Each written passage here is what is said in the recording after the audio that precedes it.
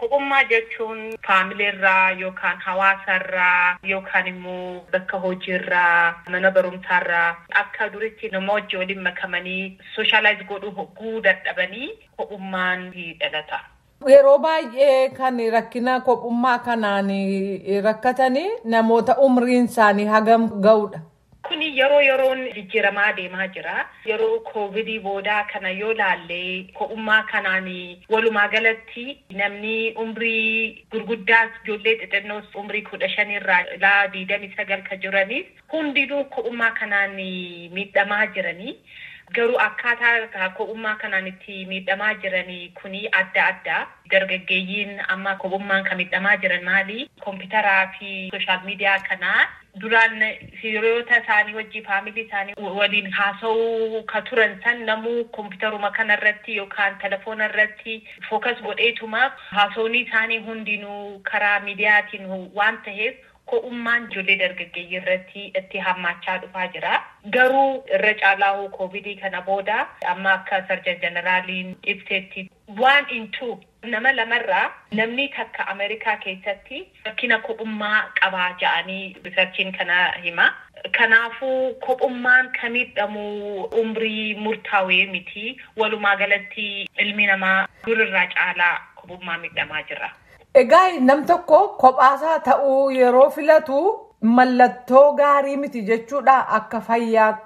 Nu hundinuu ilmi namaa yeroo gabaabduuf kophaasaa ta'uun suni miidhaa hin qabu. Sa'a takka yookaan sa'a walakkaa kophaa kiyya dabarsuun barbaada namni yoo jee kuni rakkina hin qabu. Garuu guyyumaa guyyatti kophummaan itti baay'atee yaaddoo isaallee nama godhu hogguu namni dhabee rakkatu santuugaa rakkina fayyaafaa namatti fiduu tahaa deemaa jechuudha. Yeroo rakkinni tokko jiraatu namaa wajjin mari'achuu mannaa ofiisaan abbaan sun waan murteessu gara rakkinaattis geessuu danda'a jechuudha. Akka afaan faranjitti we are social animals jedhan. Namni sooshaalaayz godhuun yookaan namaa wajjin walitti makamee namaa wajjin haasawee namaa wajjin waan hunda sheer hogguu godhu ufuma isaatiifuu akkuma ammaa teeraappii jedhanii kana akkasiidha. So namni waan yaaddoo isaa namaan mari'achuu hogguu dadhabu. Kophaasaa waan hunda hogguu godhaa deemu sooshaal konnekshinii hawaasummaa gad xiqqaachaa hogguu deemu kuni rakkina sammuu fi rakkina even qaama physical and emotional health irratti rakkina fida. Physically jechuun akka qormaanni amma bahe namni kophummaan itti hammaatu chaansiin isaa nama biraarraa harka 32 yookaan % 32 strookii qabaachuu isaa ittidha. Rakkina onneefaa toora 29 fi 30% jidduu ol ka'a. Dementia jechuun kuba irraanfataa fa'a. Kanafaa namoota gurguddaa irratti hedduu argama. Harka 50 ol ka'a. Studiin amma agarsiisu namni kophummaan itti heddummaatu akkuma nama sigaaraa 15 guyyatti nama xuuxutti miidhaa fayyaa irratti gahaa jedhanii kana wajjin walitti madaalu jiran jechuudha. Kophummaan mallattoo dhukkubaa ta'uu ni danda'a? Ta'uu ni danda'a. Especially karaa rakkina sammuu wanni jennu namni depressionii gadda hedduu itti heddummaatee baaddachuu kan danda'u oolonguu tahee namni kophaasaa if baasee faa nama wajjii faa akka duritti haasawee of bohaarsee wanni jechuun ni jibbaa depression irraa dhufuu ni danda'a kophummaan. Amata kudhan dabran kana keessatti study godhamee kabira ga'een maali? Namni namumaa wajjii haasawuun kuni xiqqaachaa deemaa jira.